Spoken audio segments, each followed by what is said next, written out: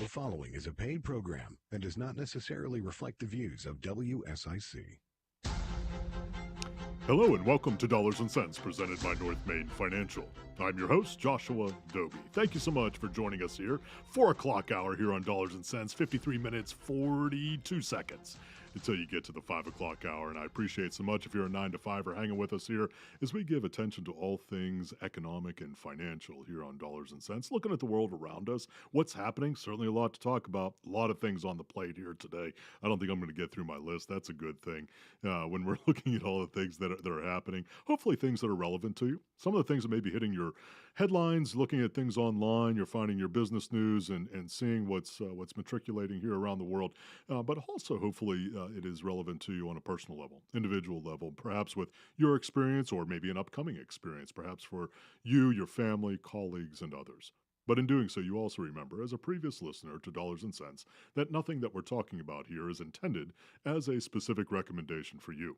Meaning that even though we're looking at different, we'll talk economic movements around the world, certainly specific companies. We're going to be talking about some companies doing some things that may be working out pretty well, maybe some other things that aren't working out pretty well. But in doing so, whether we're looking at them positively or negatively, that nothing that we're talking about here is intended as a specific recommendation for you. Meaning that is, you're looking at these kinds of things, listening to us talk about them here on Dollars and Cents. We strongly, strongly recommend that you reach out to your tax advisor, to your financial advisor, or if you'd like to reach out to us at North Main Financial Group, love to hear from you. Love to chat about your particular financial situation and to see if there are ways in which we might be able to be helpful to you. Online, you can find us at northmainfinancial.com. That's north like the direction, main like the street, financial.com. northmainfinancial.com. We have a contact page on there. Leave us an email address, a phone number. Let us know the most preferred and desirable ways for us to contact you. Again, at northmainfinancial.com. However, if you'd like to call us in the studio here, perhaps something that's high on your mind, maybe it's a personal financial question that you have. I can't give specific recommendations over the air. You know that by this point, but I can speak in general terms regarding some of the things that we may know or not know. I'll also tell you that if I don't know on this end of things, but always happy to hear from you. Feel free to call into the studio here, 844-STUDIO-4. That's 844-788-3464, 844-788-3464 here in the studio. Again, here on Dollars and Cents, as we're giving attention to the economic and financial universe around us. All right, let's jump into it. Kind of a local item here, at least if you're a North Carolinian, as you're listening to this live broadcast, or if you're listening to the podcast, the recorded version here, pretty big deal. We are definitely in racing country here, definitely NASCAR focused here in North Carolina. Tons of teams that are based right here. So many folks in the racing industry who are employed there in so many different capacities. We got team owners, drivers, but we also have all the folks who are involved in the crews and all of that has to do with the employee aspect of things when it comes to NASCAR. Right here in the Carolinas, kind of big news. And certainly if you're following this kind of thing, certainly big news. You may already know about it, but certainly want to talk about it here. An announcement this past week, which I can't say, let's say for folks who are paying attention to this kind of thing, I can't say it was entirely unexpected, but still the actual formal announcement of it, pretty much a surprise. I'm talking about Stewart-Haas Racing. Stewart-Haas Racing, the formulation between Gene Haas, Tony Stewart here, about 15 years ago that they got together. And had a couple of fantastic years. Actually, they had NASCAR champion Kevin Harvick as a driver for them here a number of years ago. Had a lot of success as a team, and certainly one of the names that is ingrained. If you're a follower of NASCAR, one of the team names that is certainly ingrained in all of our thoughts is being really fundamental and foundational to the current generation of NASCAR teams and drivers.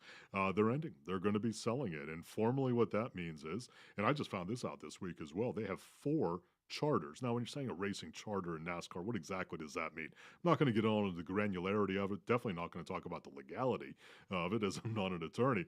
But generally speaking, what that means, if they have 4 racing charters in NASCAR, they have the opportunity to place 4 vehicles into each race, guaranteed, meaning each NASCAR race, each sanctioned NASCAR race, and the opportunity to be compensated, meaning that everybody who fires up an engine at the starting line there and gets across the starting line is compensated at some level or receives some level of revenue for starting that race. They have 4 of those charters. Now, if you're going very quickly, like my mind goes to, okay, what are those charters worth? Well, it's an open market. We're a capitalist society here in this country. So the answer very truthfully is at this point, well, we'll kind of see, wait up what happens. Some of the so-called experts, though, are speculating that it'll be in the $20 to $30 million each range relative to these charters. So, producer Bill, you may pick up put a couple of cars there on the NASCAR circuit.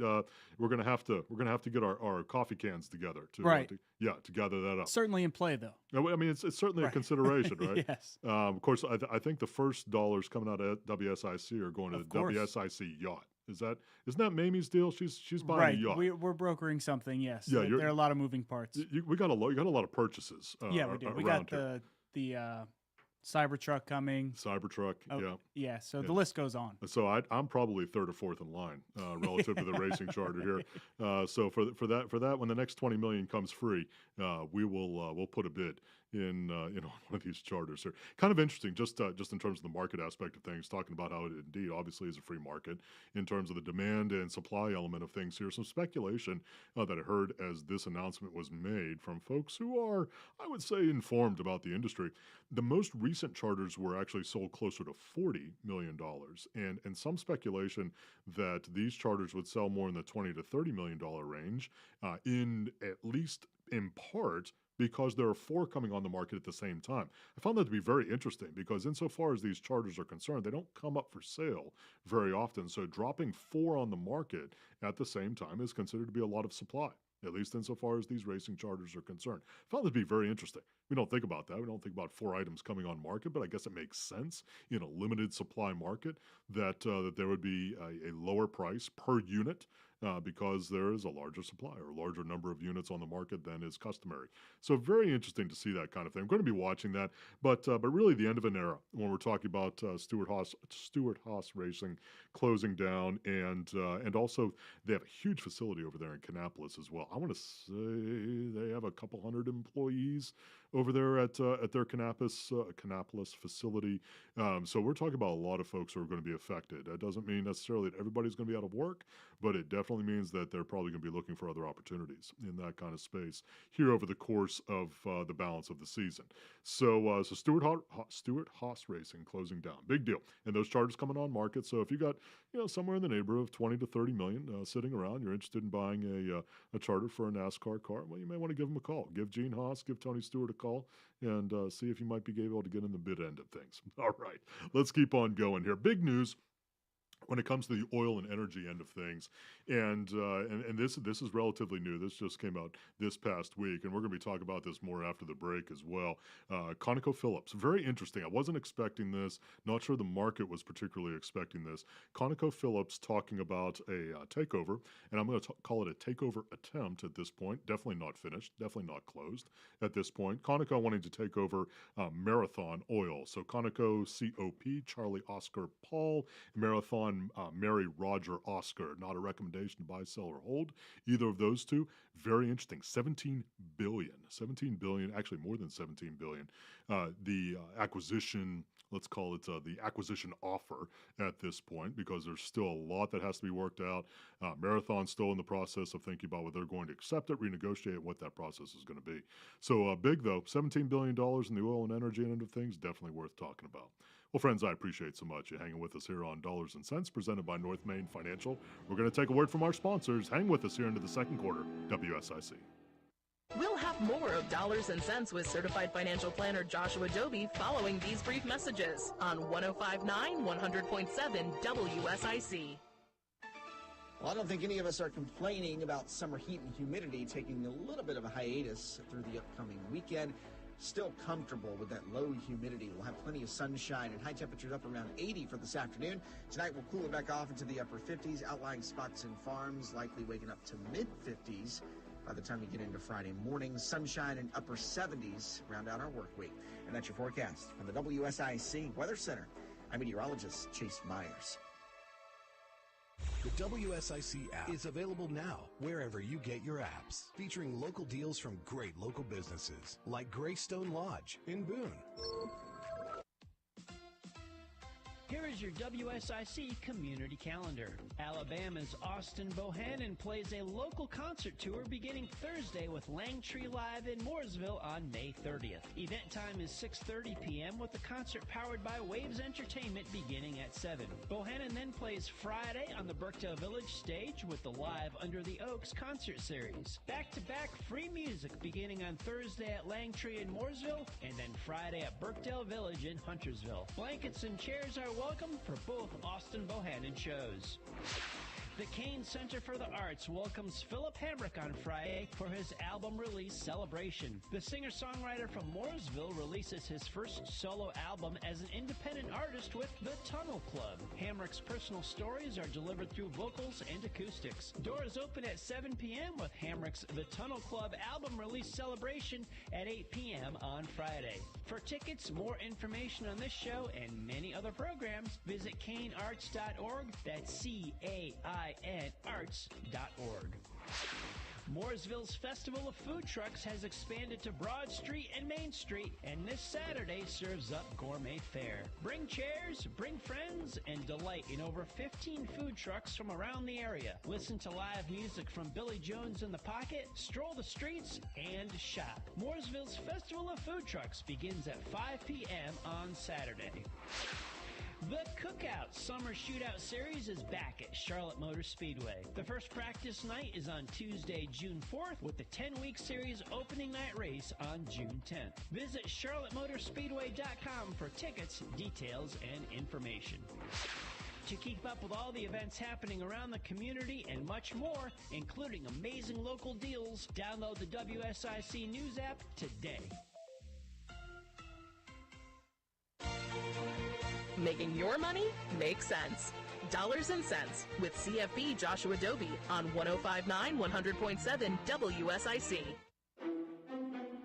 Hello and welcome back to Dollars and Cents presented by North Main Financial. I'm your host, Joshua Dobi. Thank you so much hanging with us here in the second quarter football reference. Producer Bill, before we go any further, it is my, you even have the, folks, if you're watching us here on the socials here, I got to tell you that Producer Bill, because he knew exactly what I was going to do here coming into the second segment, always make a football reference and calling it the second quarter. And he knows I'm going to talk about how many days, hours, and minutes we have until the official kickoff. We're looking at the NFL season here, but also I would say the college season will be relatively close to that. 97 days, 7 hours, 41 minutes, 17 seconds. That's what I'm talking about. I mean, so it's we're in double digits now. I mean, we're no longer in the triple digits. No longer triple digit days. We're down in the double digits on days. 97 days, 7 hours, 41 minutes, 1. That's literally what's playing in my head right now on loop as I'm thinking about that. That's not to say, because I have to say this as well, because I've heard from some of you that I'm not a baseball fan and I'm not a hockey fan. I am both. And I really, now I think we talked about this, Producer Bill. I mean, I really have enjoyed the Stanley Cup playoffs. It's live action. I mean, holy smokes, the speed, it is unreal. Right. I mean, it is amazing to watch. Yeah, I want nothing to do with out there on the ice. No, I like my seat. No, and a puck, a frozen piece of rubber, moving towards my face at, let's say, roughly 90 to 95 miles an hour. I don't care how much padding I got on. Not interested. Yeah. It's I'm just not gifted enough to move that quickly out of the way, and so I'm going to bear the brunt of that. Yeah, I don't think I have that dog in me. No, like those hockey players have. No, but you were a professional lacrosse player, so you can't play dumb on me here. So younger, different times. I can respect it now. I still like it from my seat over here. Come on now, behind the glass. I want to say that was about a month and a half ago that you were out there. So anyhow, but friends, I appreciate you hanging with us here on the second quarter. Dollars and Cents. Just before we went to break there, we were talking about the announced, and at this point it's preliminary, it's an offer, announced merger possibility between ConocoPhillips and Marathon Oil. Again, if you follow the oil and energy sector, names which should be very familiar to you. And certainly when we're thinking about Conoco, again, Charlie Oscar Paul, not a recommendation to buy, sell, or hold. ConocoPhillips and Marathon, Mary Roger Oscar, again, not a recommendation to buy, sell, or hold that stock or debt either when we're looking at that kind of thing. But two big names. And this is really, for ConocoPhillips, this would give them huge access to the south, let's call it south central and southwestern end of the United States, specifically the Texas oil patch.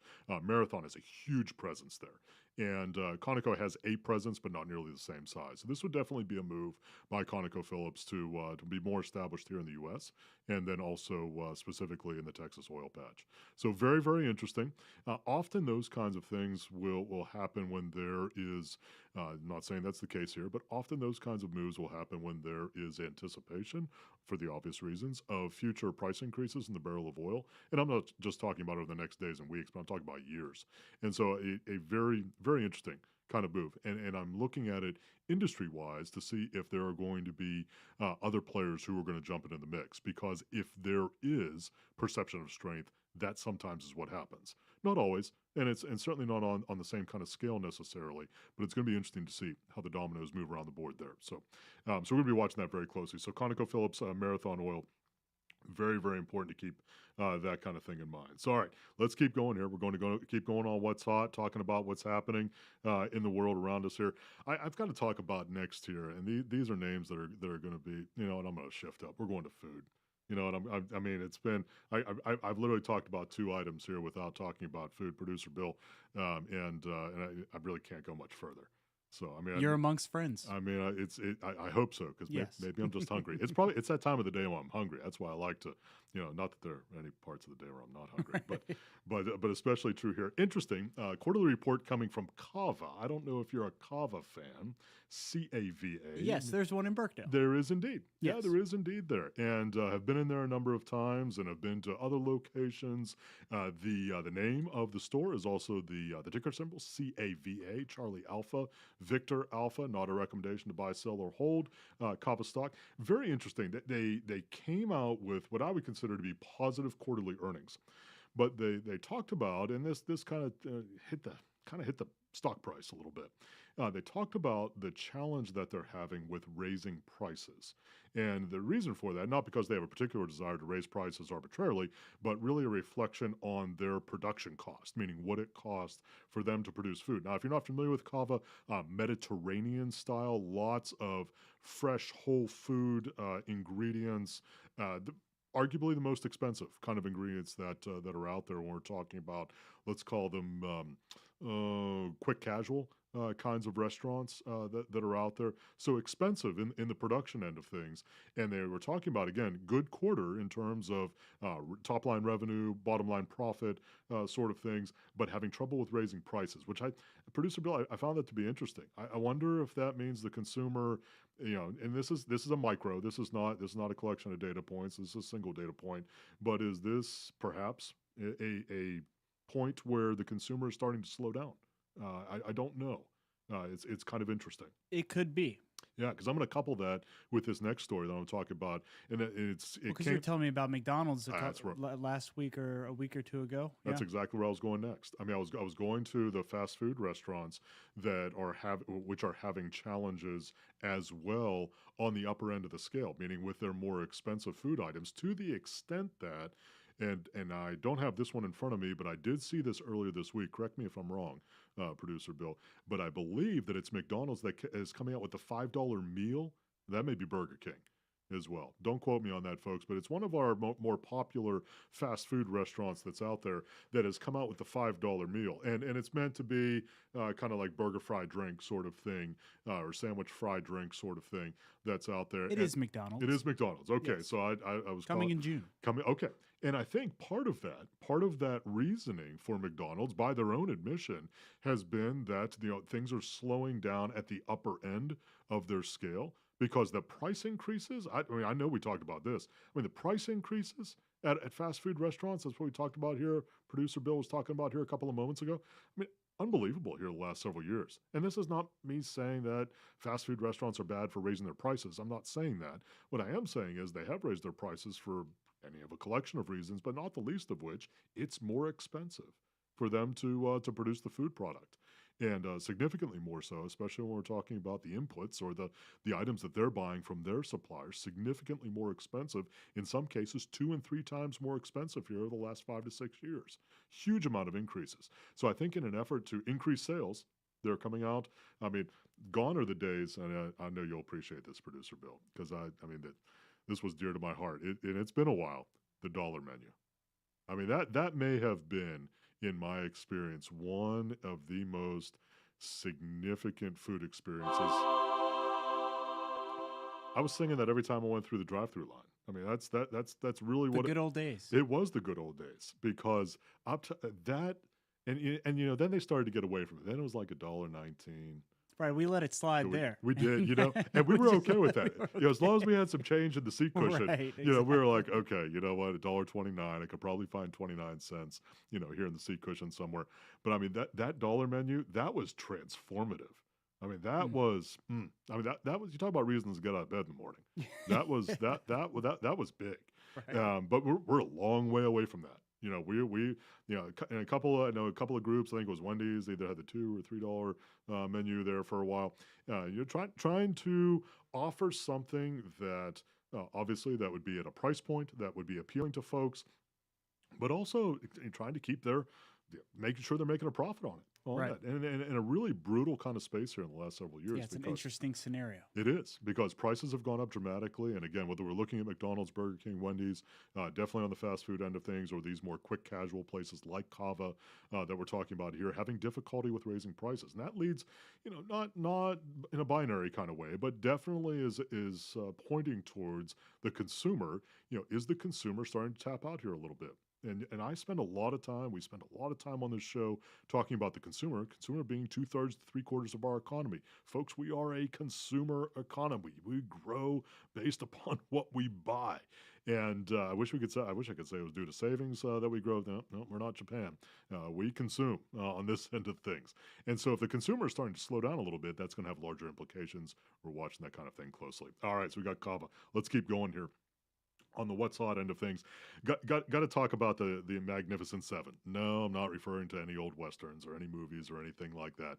I am talking about the Magnificent Seven stocks, which are essentially powering the market. Now, I'm going to talk about this later in the show as well. We're talking about the overall markets and the performance end of things, and that's a little teaser. I want you to hang around until the fourth quarter of today's show as well. But I got to talk about them, and primarily because of a white paper report that I read here during this past week that said that approximately 20% of the total holdings in hedge funds, and that means hedge funds here in the U.S., 20% of their U.S. stock exposure is concentrated in 7 stocks.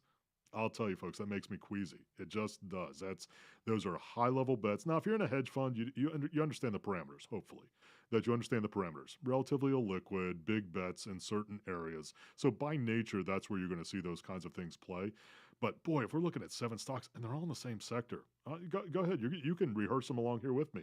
NVIDIA, Apple, Amazon, Meta, Google, Tesla, Microsoft. Again, all huge plays, but all in the mega cap technology sector. Again, for great big clarity, this is not a recommendation to buy, sell, or hold any of those 7 companies, even though if you're in a hedge fund, you probably own them already for that kind of thing. But I don't think taken aback, but maybe it was just a point of affirmation, confirmation with where some very large players have a significant portion of their assets. And the primary reason for that, folks, and you know this if you own any of these companies, that's where the money is. That's where it's playing right now. That's where the growth in the market has been largely here, especially when we're looking at the last 15 months. Hard to argue against those 7 companies. I mean, especially look at something like NVIDIA. I think NVIDIA is up over 100% just since January. I mean, outrageous in terms of growth. Pretty amazing stuff. Again, not a reason to buy, sell, or hold, but it could be a reason to take a look at the market overall. Appreciate you, friends, hanging with us here on Dollars and Cents. Hang with us into the second half here on WSIC.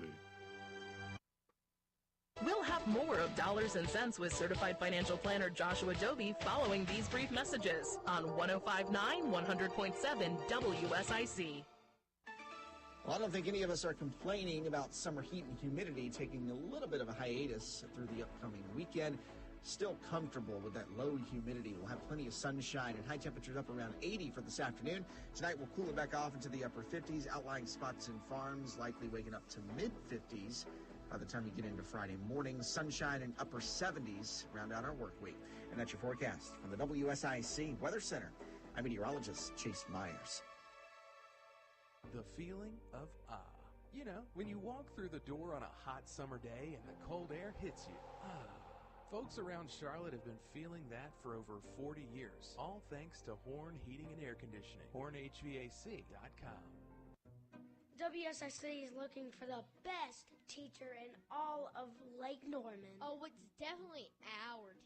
Then go to WSIC's Instagram page and cast your vote. A winner will be picked each month on Good Morning LKN. Brought to you by Nina's Boutique and Brighter Smiles of Davidson. Has anybody seen our teacher? She's definitely accepting her award. This is Fred Lowry at Lowry Drug. We now have our own brand of full-spectrum hemp extract, also known as CBD oil. I personally manage this product as it was grown on my farm here in Iredell County. It was then processed and bottled here in Statesville. This is a true herbal extract with all the medicinal components intact. A product you can trust to be authentic. And since there is no wholesaler, it's at a price you can afford. Try it at Lowry Drug on Hartness Road in Statesville. Get in to Randy Marion Chevrolet in Statesville. At the Chevrolet store, truck season continues. What's that mean? It means deep discounts, huge selection on Silverados, Colorados. I tell you, Randy Marion Chevrolet in Statesville, we've got the four-wheel drive, two-wheel drive, crew cabs, double cabs, regular cabs, any color, any style. You come pick it out today. Again, deep discounts during truck season. Randy Marion Chevrolet in Statesville, right on I-40. RandyMarionStatesville.com. This is a Bloomberg Money Minute. Just minutes to go ahead of Wall Street's closing bell, and stocks are on track to end the day lower after pending home sales in April fell to the lowest in 4 years, and economic growth in the first quarter of this year was revised downward on a pullback in consumer spending. Right now, it's got the Dow down 0.9%, the Nasdaq is 1% lower, and the S&P's down 0.5%. Among the big gainers today, shares of discount retailer Burlington Stores up 17%. That's after strong sales last quarter. Same story at Foot Locker. Those shares are up 15%. But shares of Kohl's are plunging, down 23% right now after sales fell for a 9th quarter in a row. Shares of software maker Salesforce down 21% after sales growth slowed, a sign it's becoming an also-ran in the artificial intelligence boom. Meantime, U.S. officials now trying to rein in AI chip sales to the Middle East, delaying requests from chip makers like NVIDIA and AMD. Tom Busby, Bloomberg Radio. Call now to speak with certified financial planner Joshua Dobi at 844-STUDIO-4. It's dollars and cents on 105.9, 100.7 WSIC. Hello and welcome back to Dollars and Cents, presented by North Main Financial. I'm your host, Joshua Dobi. Thank you so much for hanging with us here. Second half of today's show, Football Reference. Appreciate you doing that. You have 26 minutes, 10 seconds until you get to that 5 o'clock hour if you're a 9 to 5er, and I appreciate so much you hanging with us here as we give attention to all things economic and financial. And yeah, we may bend and twist that a little bit because, you know, we're going to talk sports. We're going to talk a lot about food. I think, producer, that must be it. It must be because I get hungry by this time of the day because there isn't a time. Like I said, you are among friends. I mean, I certainly hope so because I'm thinking about food again. Yeah, I just walk around here and grab little leftovers. You'd be surprised what I find around here.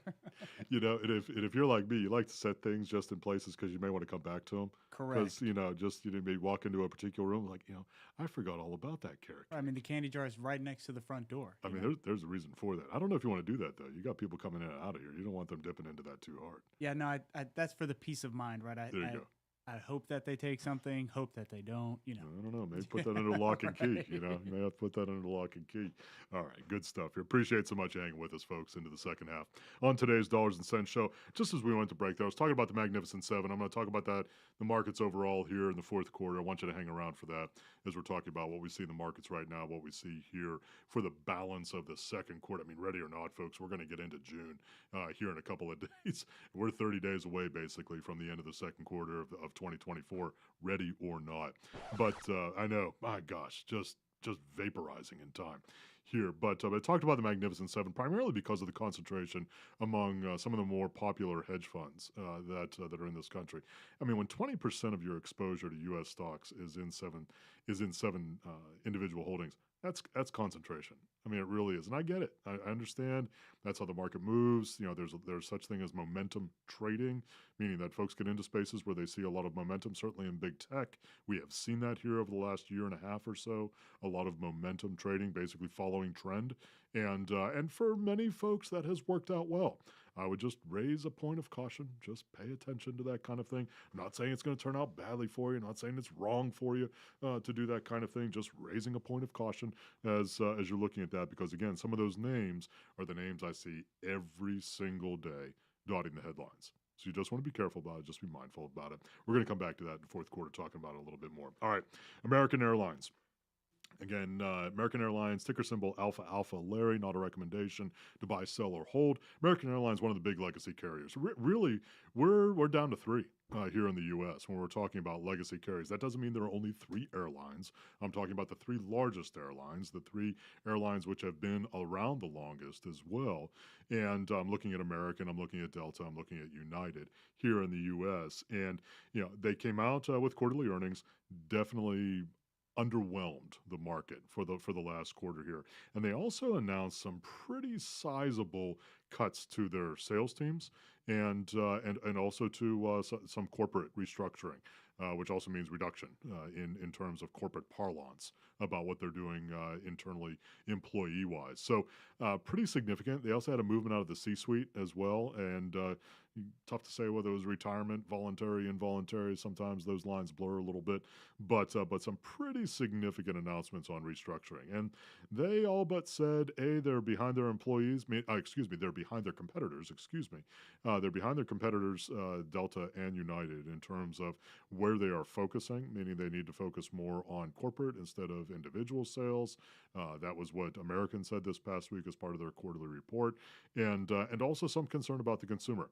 Now, that's very interesting because, and this happens, right? I mean, this happens. I'm relatively certain the last quarterly report, American said that the consumer is still spending away and making reservations for bigger and larger trips.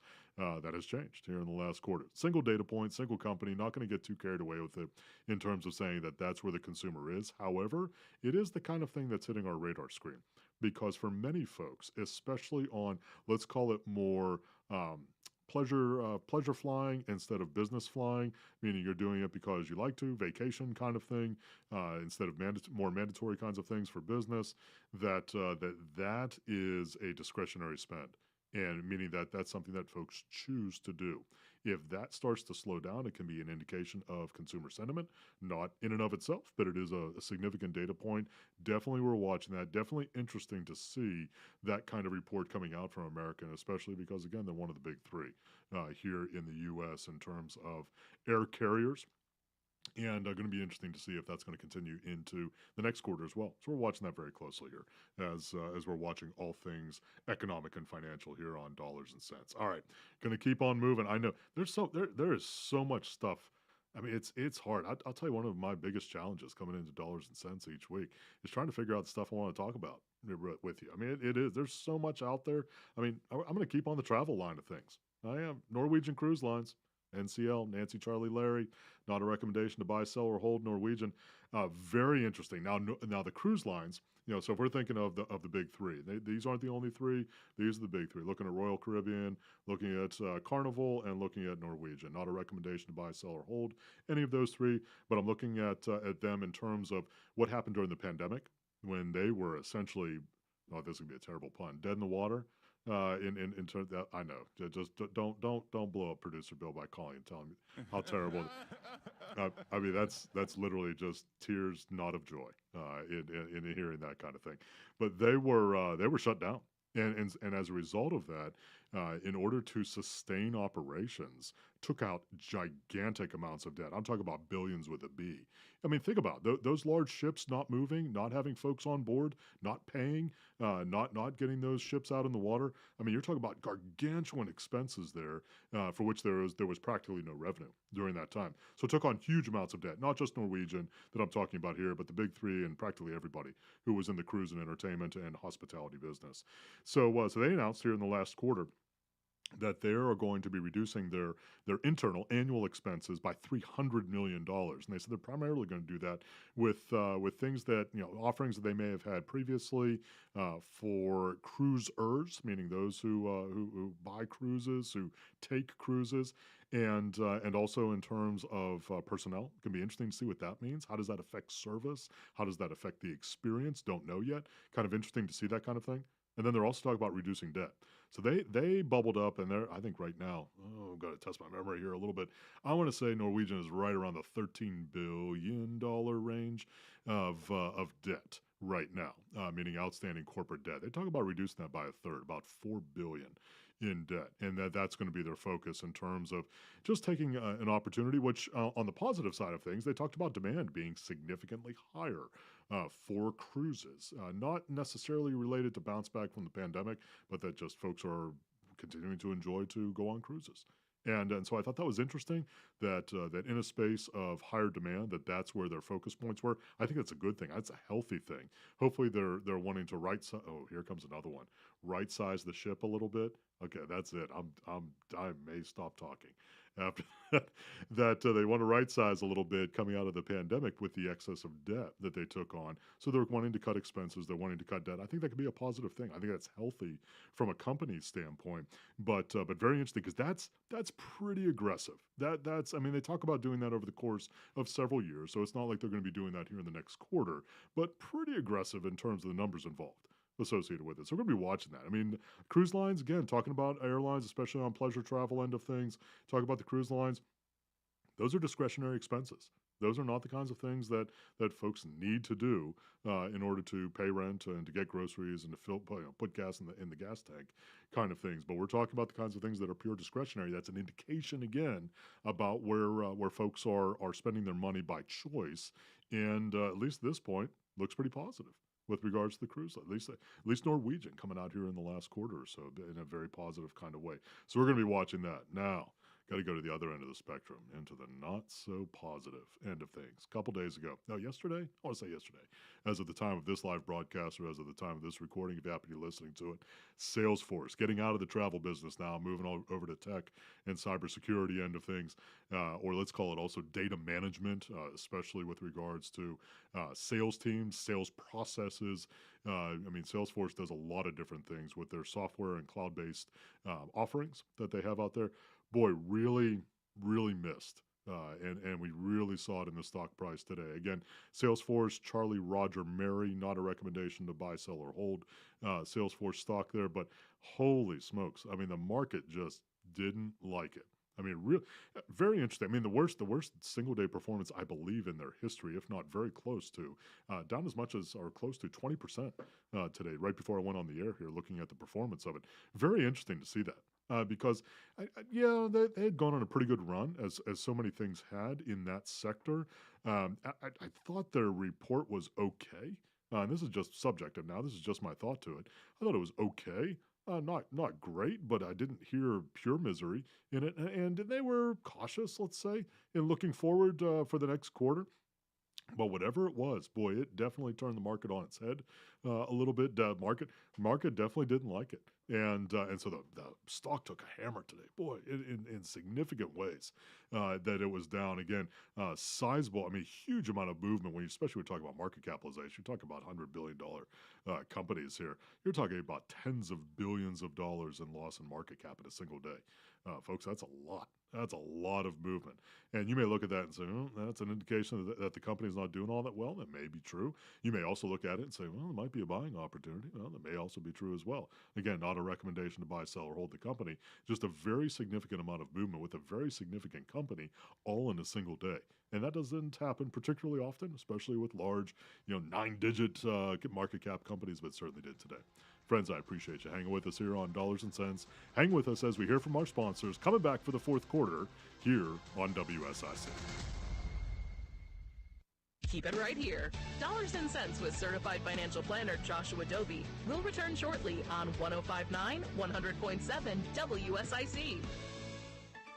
Well, I don't think any of us are complaining about summer heat and humidity taking a little bit of a hiatus through the upcoming weekend. still comfortable with that low humidity. We'll have plenty of sunshine and high temperatures up around 80 for this afternoon. Tonight we'll cool it back off into the upper 50s. Outlying spots and farms likely waking up to mid-50s by the time we get into Friday morning. Sunshine and upper 70s round out our work week. And that's your forecast from the WSIC Weather Center. I'm meteorologist Chase Myers. Here is your WSIC community calendar. Alabama's Austin Bohannon plays a local concert tour beginning Thursday with Langtree Live in Mooresville on May 30th. Event time is 6:30 p.m. with the concert powered by Waves Entertainment beginning at 7. Bohannon then plays Friday on the Burkdale Village stage with the Live Under the Oaks concert series. Back-to-back free music beginning on Thursday at Langtree in Mooresville and then Friday at Burkdale Village in Huntersville. Blankets and chairs are welcome for both Austin Bohannon shows. The Kane Center for the Arts welcomes Philip Hamrick on Friday for his album release celebration. The singer-songwriter from Mooresville releases his first solo album as an independent artist with The Tunnel Club. Hamrick's personal stories are delivered through vocals and acoustics. Doors open at 7 p.m. with Hamrick's The Tunnel Club album release celebration at 8 p.m. on Friday. For tickets, more information on this show and many other programs, visit kanearts.org. That's CAINarts.org. Mooresville's Festival of Food Trucks has expanded to Broad Street and Main Street, and this Saturday serves up gourmet fare. Bring chairs, bring friends, and delight in over 15 food trucks from around the area. Listen to live music from Billy Jones in the Pocket, stroll the streets, and shop. Mooresville's Festival of Food Trucks begins at 5 p.m. on Saturday. The Cookout Summer Shootout Series is back at Charlotte Motor Speedway. The first practice night is on Tuesday, June 4th, with the 10-week series opening night race on June 10th. Visit charlottemotorspeedway.com for tickets, details, and information. To keep up with all the events happening around the community and much more, including amazing local deals, download the WSIC News app today. Making your money make sense. Dollars and Cents with CFP Joshua Dobi on 105.9 100.7 WSIC. Hello and welcome back to Dollars and Cents presented by North Main Financial. I'm your host, Joshua Dobi. Thank you so much for hanging with us here. Fourth quarter of today's show, 11 minutes, 57 seconds.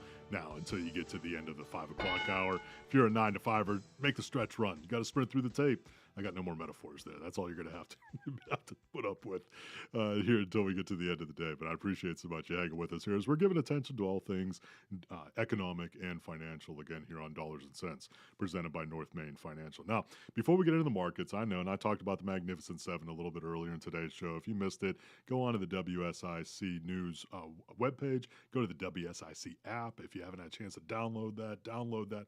You can pick up the app. No, it doesn't matter where you are. You don't have to be in radio range there. You can pick it up at any time. Not only can you hear and see the live broadcast, see the crazy things that we do here in the studio, but you can also listen to all of our recordings as well. That's what we're talking about. Exactly. And there'll be Panthers football this fall as well. Carolina Panthers hope springs eternal. We're ready to go. Bring it on. Here we go. All right. I'll go down that rabbit hole. You won't be able to drag me out before the end of the show here. One more item before we get into the market end of things. Talked about the Magnificent Seven. I got to talk about this too, because this affects so many folks, especially with how we consume entertainment in this day and age. And it has to do with our streaming services. Right, so I'm going to look at streaming services. If you don't know what streaming services are, I'm going to toss out some names to you: Netflix, Apple TV Plus, Peacock, Disney Plus, Paramount.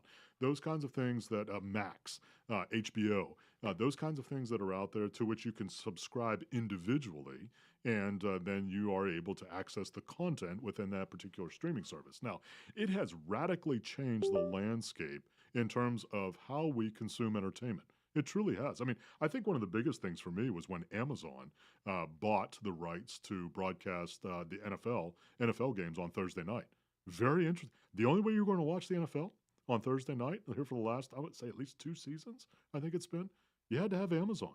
And you had to watch it through the Amazon app. Very, very interesting. Very different. I mean, I know I'm old and gray, and what hair remains up there is certainly not its original color. But I mean, when growing up, it was always on the big three. It was on CBS, NBC, ABC, and that was it. And then cable kind of came in and shook up that mix. Now we're shaking it up again with streaming services. But now what I'm talking about here, and this was as reported by the Wall Street Journal, about streaming service bundles. Now, Producer Bill, you may know what this is. I'm not very up to speed on it, but essentially it means you buy one, you may get one or two others. And it's kind of an interesting sort of concept. I think in part, at least for these smaller streaming services, it's so that they can survive, basically. I think it's so that they can access enough capital in order for them to continue to be viable economic entities. What I think is very interesting, that's essentially what cable TV is.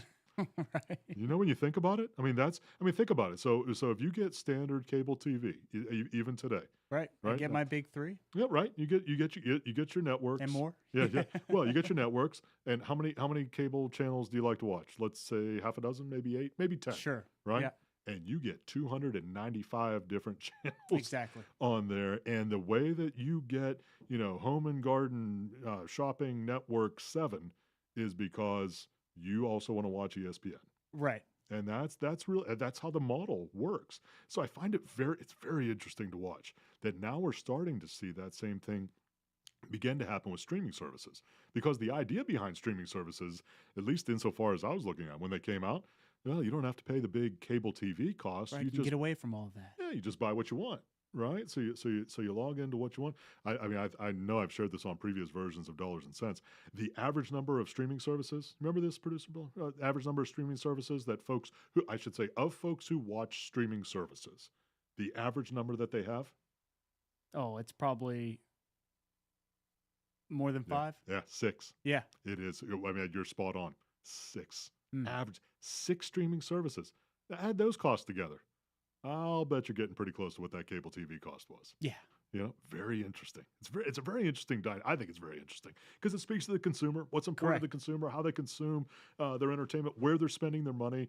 Very, very interesting. It's going to be interesting to see if an entity like Netflix, which at least to this point has not combined, meaning they're not in a bundle at this point. You either get Netflix and only Netflix, or you don't. And but because of their staying power and how long folks generally stick with Netflix, that the part of the commentary was, well, they really don't have an economic, let's say, advantage to combining with anybody, which I thought was kind of an interesting commentary there. But some of these smaller ones, looking at Paramount, looking at Peacock, which maybe don't have the same kind of viewership as a Netflix.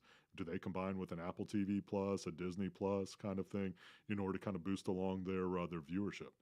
Very, very interesting. Cable. We're going back. You know what's going to happen next, don't you? We're going to go all the way back to rabbit ears and aluminum foil, and I will finally feel comfortable. I'm just waiting for us to go back to radio. Then I'll be set. You have a vested interest in saying that. I feel like also it's a little bit like the aviator sunglasses that I bought in 1986 during the first iteration of Top Gun, and held on to them until, you betcha, the second iteration, and finally I'm in vogue again. Right, you're back. I'm finally back. It's only taken 4. Well, you never left. Well, right? Everyone else. Everybody left me. Right. It took only 40 years to finally be in vogue. So, all right, streaming bundles. Keep an eye on that because it's going to have an effect on pricing as well. Certainly in terms of how we consume our entertainment, and again, most of these, well, certainly Netflix. Nancy Frank, Larry X-Ray is not a recommendation to buy, sell, or hold Netflix or any of the other ones. Walt Disney, DIS, David Indigo Sam, also not a recommendation to buy, sell, or hold them. But when we're looking at, and Apple, AAPL, right? Not a recommendation to buy or sell them. But when we're looking at them, it's going to be very interesting to see what kinds of combinations, if any, happen with them. It's a dynamic space. And again, coming back to what Producer Bill said, we may just go in a circle. We do that a lot, whether we're talking about history or whether we're talking about how we consume entertainment or all kinds of things that are out there, or aviator sunglasses. I'm fine. I think I'm still in vogue. Like aviators are right. No, we out. No. Aviators. Good. I'm good. Yeah. Thank goodness. All right. Maybe I can hang on here for a little bit. All right. Let's talk about the markets as we're cruising through the fourth quarter here on Dollars and Cents. A very interesting time. We're starting to, let's call it, mediate a little bit. And I talked about Salesforce there in the last segment and about how they just took it on the hammer today. I mean, they just really, really bruising, 20% down as of the time that I jumped on air here in a single day, with a quarterly report that I wouldn't call that terrible. But boy, the market sure didn't like not only what was announced, but in terms of what their go-forward thoughts were. And so we're starting to see, let's call it mediation in some parts of the market, which have been just red hot. And I'm looking specifically at big tech, at mega tech kinds of companies. Because outside of that, okay, I'll give you oil and energy up about 9, 10, 11%, depending on which index you're using on that end of things. I'll give you financials a little bit, 6, 7, 8%, not the regionals. I'm talking about the big money center banks. Regionals still suffering a lot. The regional financial space or regional banking space. But the big money center banks, I'm looking at you, JP Morgan Chase, Bank of America, Wells Fargo. Yeah, it's been a bounce back a little bit this year. But boy, you scrape away some of just the best performers, handful of the best performers in each of those spaces. Not all that great. And so we're starting to see some mediation as far as market performance is concerned. Now, does that mean we're ready for a pullback? Don't know yet. Really don't know. I mean, it seems like, at least when to this point, when there has been some pullback in the markets, that there has been adequate buying strength at certain levels before things sell off too much. Truly, it does. Not true for every stock. Plenty of stocks have been hammered and are still hammered down. But when we're looking at it overall, generally speaking, things have maintained, I would say, in terms of their market performance. So what does that mean going forward? What does that mean when we're looking towards, and I know, I mean, it's unreal to think we are 30 days away from the end of Q2, halfway point in terms of this calendar year, but here we are. And so, what do we think as we get towards the end of the first half and looking into the second half? I think it would be, let's say, inappropriate as far as my subjective opinion is concerned, to expect that the kind of performance that we had in some of our indices here in the first half will continue into the second half, especially when they were so dominated by a relatively small number of stocks. I don't think that would be a healthy expectation, at least from an historical context standpoint. I mean, based upon what has happened historically in that kind of space. On the other hand, if we kind of shut it down and flatlined here until December 31st, it wouldn't be that bad of a year. But things never work that way, or very rarely work that way. So I don't expect that that's what it's going to be. We're going to have a lot of noise heading into the election, and that's not a political statement. That's a fact. We're going to have a lot of noise heading into the election. It's going to be interesting to see what kind of bets the market is going to take with regards to who's in the Oval Office. And then, more importantly, especially when I'm looking at the kinds of things like fiscal policy, that who's in Congress, that's really where it's going to matter in terms of legislation that may be forthcoming or not forthcoming, and what effects that will have overall in the market, specifically with tax policy or let's call it business encouragement, and making things either less encouraging or more encouraging in terms of business growth and opportunity. So it'll be very interesting to see the dynamic there, and the market's going to try to guess. I wish I could call it differently, but the market's going to try to guess. Now, I should also warn you that it's inappropriate, in my opinion, to make significant structural changes to your investment thesis and philosophy based upon what's going to happen in November at the ballot box. I'm going to say it again. I know some folks disagree with that, and that's just fine, but it's inappropriate to make decisions, significant financial decisions, based upon what's going to happen at the ballot box here in November. I say that because we have any number of instances. When you look through the years, don't believe me, go ahead and look at the historical data yourself. Go back and look at different parties in office at different times. Friends, you've had good years, you've had bad years, and you've had sideways years. Doesn't matter if you're blue or red. Truly, it doesn't. And again, you don't have to believe me. Go back and look at the data. So you want to be very careful about making those significant decisions based upon what you assume will or won't happen at the ballot box here in November. And I say this, and I know I've said it a couple of times already on previous Dollars and Cents shows, but I got to say it again because we're talking about it all the time with folks who are asking us about it. So very, very important to keep that. Doesn't mean it's not going to be noisy. Doesn't mean there's not going to be a whole lot going on in that space. Well, friends, I have appreciated so much you hanging with us here on this week's version of Dollars and Cents, presented by North Main Financial. Hope you had as great a time as I do. Come back with us next week here on Thursdays at 4, here on WSIC. Serving you better than ever before. WSIC